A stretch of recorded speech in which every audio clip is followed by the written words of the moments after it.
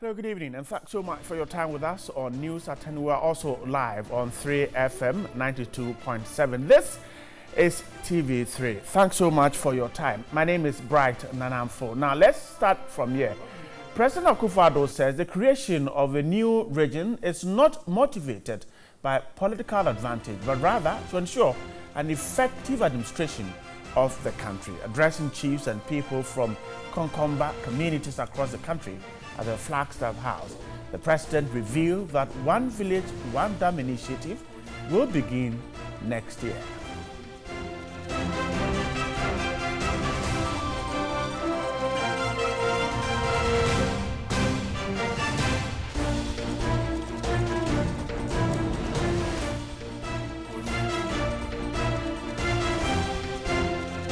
There was near brawl outside the Chamber of Parliament between Deputy Trade Minister Carlos Ahenkwah and Member of Parliament for the North Tongue constituency, Okudzato Ablakwa, over accusations that the Trade Ministry charged expatriates to sit with the president at an award ceremony.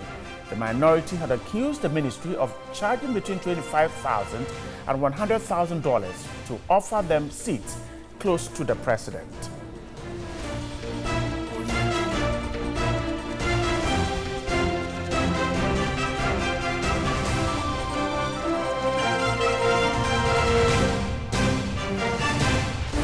Still in Parliament, a total of 85 members of the House were absent for more than 15 times without permission during the first and second sitting of the 7th Parliament.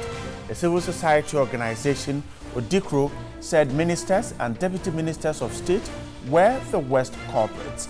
The report further indicated that the guilty MPs consisted of 18 ministers and 21 deputy ministers.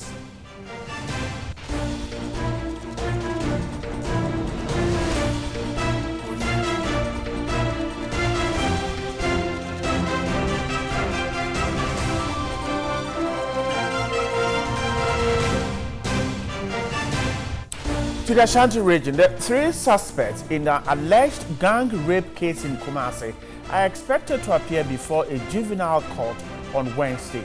The case, which will be heard by a jury of 4, caught the public attention when a video on the incident went viral on social media.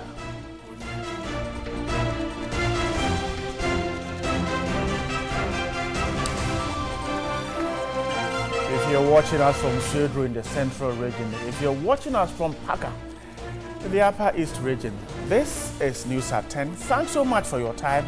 Let's start with the big one.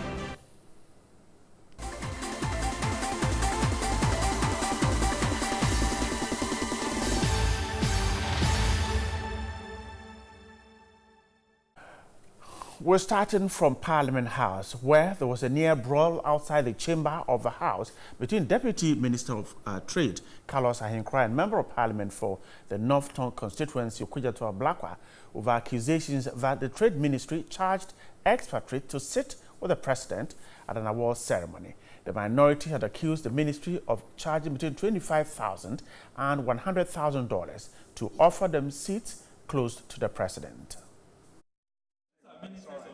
Let him know that he's a thief.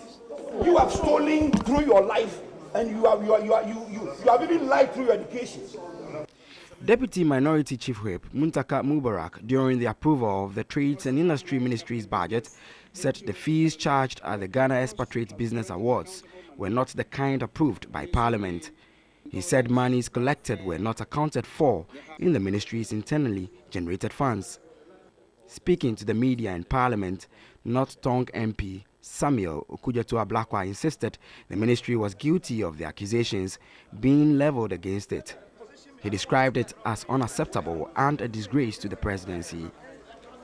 We are scandalized that the office of president is being desecrated, that you are using the office of president to profiteer, to make money, and you are extorting from the business community, the expatriate business community. An unhappy Deputy Trades and Industry Minister, Carlos Ahenkwah, interrupted the interview the North Tongue MP was granting the press. You have even lied through your education. Mr. Minister, can you now listen to this? Where is the document, please? Give me the document. Responding to the accusations, the Deputy Minister explained the monies the expatriates were being asked to pay was sponsorship for the program, and that came with various packages for the companies.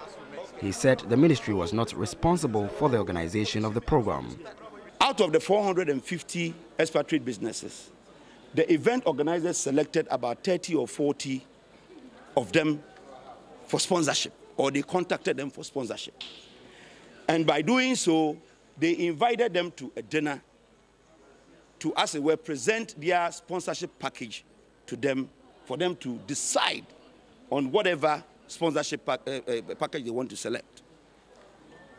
Now, it was at the dinner that we realized, or we saw for the first time, what packages they were presenting to the sponsors. Sponsorship is nothing like putting a gun to somebody's head and say, whether you like it or not, come and sponsor. It is not gate fee. Nobody said that we are putting a table at the gate. If you don't pay 100,000, you are not entering. Still in Parliament, the new Patriotic Party Member of Parliament for Akwatia in the Eastern Region, Mercy Adujemfi, aka Mama Say, for the first time made a statement on the floor of the House. On Tuesday, August 23rd, 2011, with fanfare, the then Vice President of Ghana outdoor only owned Ghanaian company, the Great Consolidated Diamond Ghana Limited. The MP, who is a beautician, became popular in a run-up to the 2016 general elections after the then incumbent MP for the area, Baba Jamal, reportedly described her as an unfit hairdresser to occupy the Akwatia parliamentary seat. Later in Parliament, Defense Minister Dominic Nitu said work on the proposed military school to be built on the disputed Alavanyo and Nkonya traditional land in the Volta region is 70% complete. Let's stay on the issue of the alleged monies that were collected by the Trades Ministry, as is being said by some minority members, and go on the phone lines and speak to anti-corruption campaigner Vitus Azim, who is asking that SHRAJ should investigate the Trade Ministry for that issue. Good evening, sir, and grateful for your time with us. You're welcome. Is the key thing to be looked at the fact that the monies collected did not reflect in the accounts of the Trades Ministry, or there is doubt about if the money was collected at all? Well, I think that the government has not denied that the money was collected. So the key thing is, did the money go to the Ministry of Trade, in other words, the government of Ghana, or it went to an individual, or it went to a political party? I think that should be the main worry. And then, of course, what are the implications for Ghana as a country and the fight against corruption? I see. What do you think are the implications, if any? You see, the implications, for example, we have been talking about trying to bring foreign direct investment into the country. So if a business person is paying $100,000 just to sit close to the president, the question is, how much are we giving back in return for this favor? It's not a small amount of money.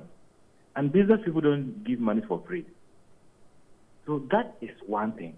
But then it will scare others who are coming in. They have the impression that if you want to do business with Ghana or in Ghana, you need to spend so much money to be able to come in.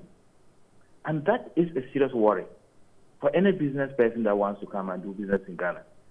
There have already been instances, not necessarily under this government, but for previous governments, that some Ghanaians living abroad have come home and tried to start businesses, and the processes become so difficult for them, they just give up and go away. Now, this is confirming the fact that there are these problems in your way if you want to come to Ghana and start a business. And that is not good enough for us as a country. I see. In unraveling what might have happened, the posture of both the minority and the majority in Parliament. We saw the press conference where the minority member was speaking to the media, and then the majority member, the Deputy Trade Minister, gate crashing, and each of them kind of exchanging words. In solving this, is that the way to go? Definitely, that's not the way to go. If the minority organizes a press conference to make a case, and the majority does not agree or does not believe in what they're saying, they should also organize a press conference. We're in a democracy. And demand, they should also organize a press conference and demand that the minority provides the necessary evidence to support the point they're making. It doesn't help to come to get crashed into another press conference. It gives a bad impression that, oh yeah, then you have something to hide. And I don't think that was a good approach. Should the minority also provide the so-called documents that will show that indeed some money is exchanged hands to prove their case, as is being asked by the majority? Yes, because you see, for some time now, politicians make statements, and when they are asked to substantiate, there are problems.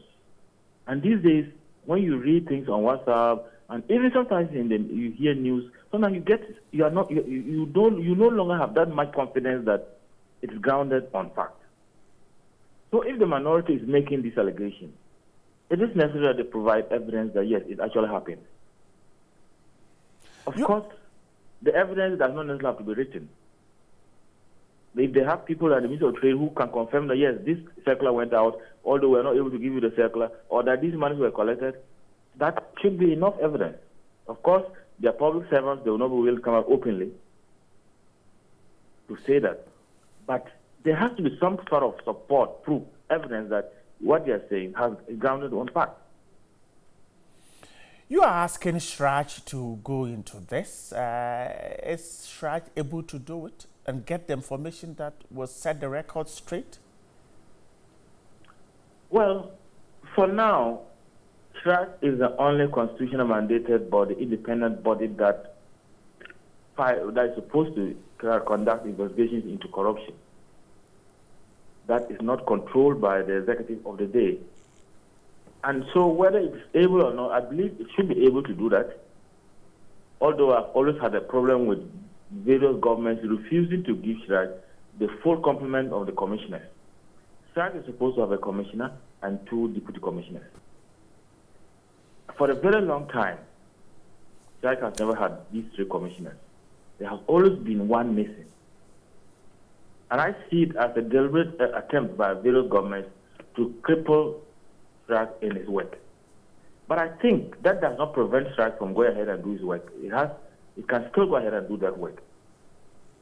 This allegation... It should start for us to see that he's doing it as encountering some problems. Of course, the other side of it is the financing. If they need resources to do their investigations and they don't get those resources, definitely they will not succeed. This allegation was made in Parliament. You think that Parliament cannot in any way perhaps order those who made the allegations to provide the proof and perhaps ask for answers from those that are being alleged to have engaged in some wrongdoing? Parliament, I think, has the power to appoint a commission or a committee of inquiry into matters of public interest, especially when it is involving parliamentarians themselves. Parliament can do it. But, you see, the way Parliament has gone about doing things in the past, investigations affecting parliamentarians and Parliament as an institution, has made many people not to have that confidence in Parliament carrying out any investigation, especially when it directly affects the executive, which has majority in Parliament. We just saw the issue about the vetting of the Minister of Energy. That can never go away from the history of this country. And we saw what happened. So that is the problem with Parliament. And that's why we always say, okay, maybe let's get an independent body, which is sharp. Assuming the Right to Information Bill is law, would this have become a big issue? Yes, it will still be a big issue because you need to go to court to compel the actors involved to produce the evidence. Okay. They will not voluntarily provide that evidence. But then the right to information law would help those in doing the investigation to demand through the courts for that information.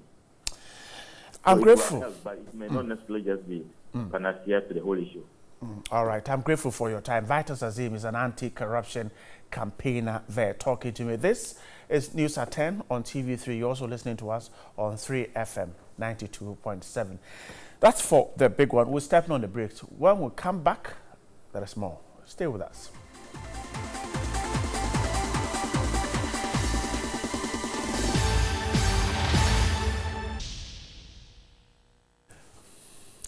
Welcome back. A total of 85 members of parliament were absent for more than 15 times without permission during the first and second sitting of the 7th parliament. A civil society organization, Odikro, said ministers and deputy ministers of state were the worst culprits. The report further indicated that the guilty MPs consisted of 18 ministers and 21 deputy ministers. Some of these MPs ministers included Matthew Poku Prempeh, Shirley Ayoko Butchwe, Dan Butchwe, Samuel Atta Achia, Catherine Afeku, and Ignatius Bafuiwa. Odikro in the report said the absenteeism was important because regular attendance of MPs to Parliament is critical to the functioning of government on at least two important counts. First, it is crucial for the effective representation of citizens during public debates and decision-making, a fundamental tenet of democracy. Secondly, it ensures the efficiency of governance processes. Before Parliament can commence business, the 1992 Constitution requires that 1/3 of MPs, 92 of the 275, are present. Thus, the lack of quorum brings to a halt government business and may delay or even rush the consideration or passage of crucial bills. For instance, on Wednesday, 25th November 2015, Parliament was forced to postpone its debate on the 2016 budget because the quorum had not been reached.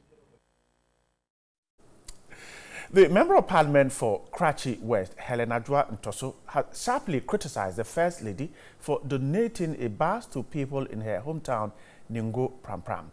The legislator said the NPP in the position some years ago criticized the then First Lady, Lordina Mahama, for the same gesture, accusing the NPP of double standards. The First Lady, Rebecca Akufo-Addo, donated a 66-seater bus to the new Ningo community in the Ningo Pram district of the Greater Accra region to facilitate the transportation of school children in the area.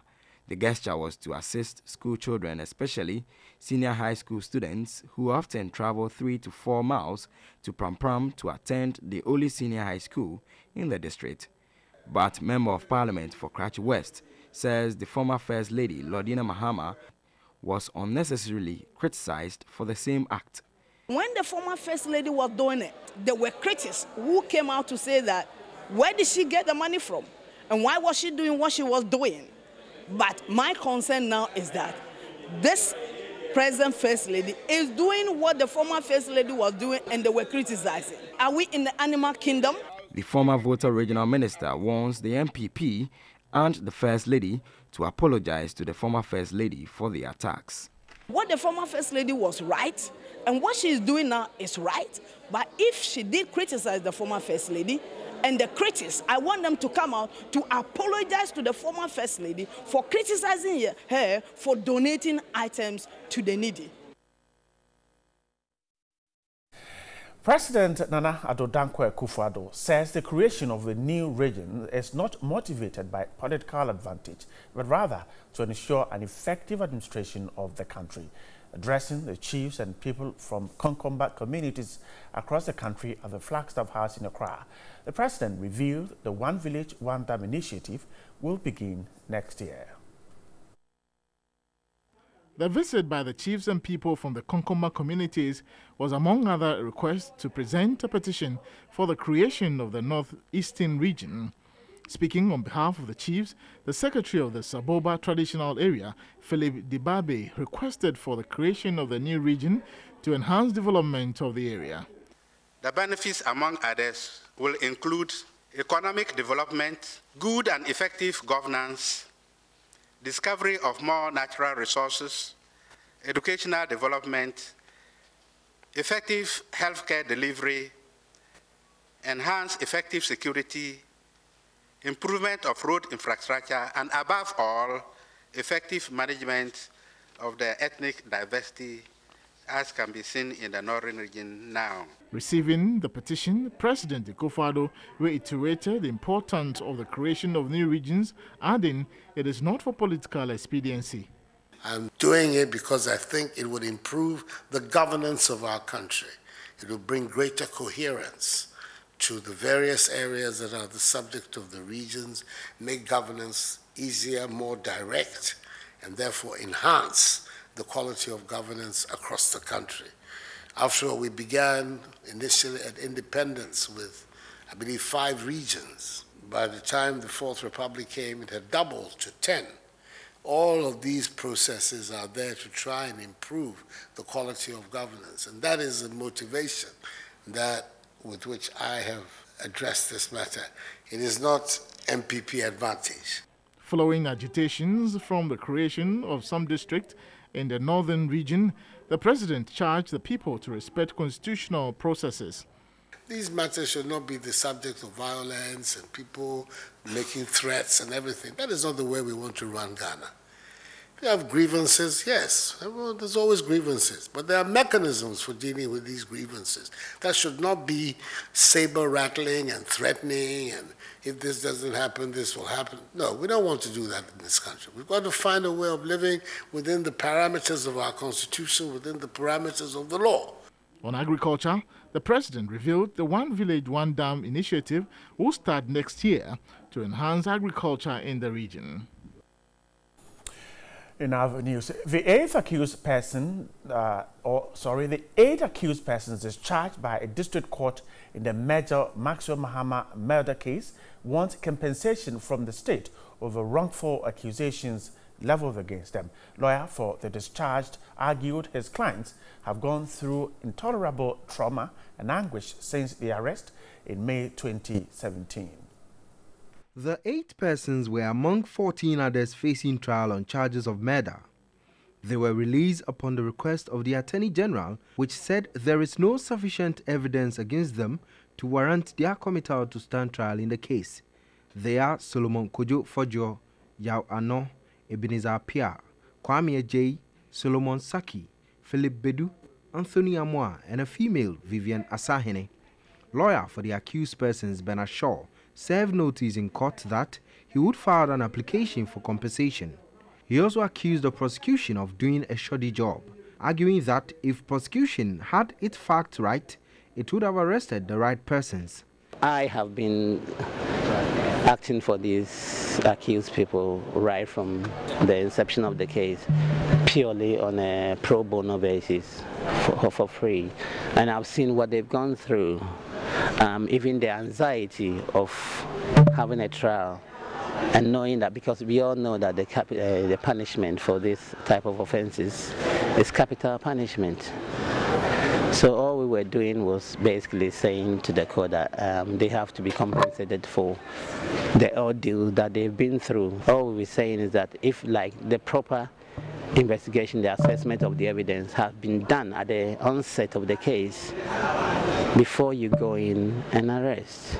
You can place people on police bail, there are so whole lot of things, because liberty is integral. Feeling vindicated, the 8, after entering the police van, offered prayers to God ostensibly for their discharge. A total of 14 people will now stand trial for the lynching and killing of the soldier Major Maxwell Mahama at Dencho Boase in the Central Region. The police earlier arrested over 50 suspects who had fled the town to other regions in the country. 36 of the suspects have been discharged since the trial commenced at the district court. The case has been adjourned to January 11, 2018 for the committal process to commence. And that's how we're wrapping up the show for tonight. Thanks so much for your time. If you listen to us on 3FM 92.7, if you watched us on TV3, we're grateful for your time. The show was put together by Godfred Tanam, studio director Richard Bruce Lamte. My name is Bright Manaf. Have a good evening, but stay right here on TV3.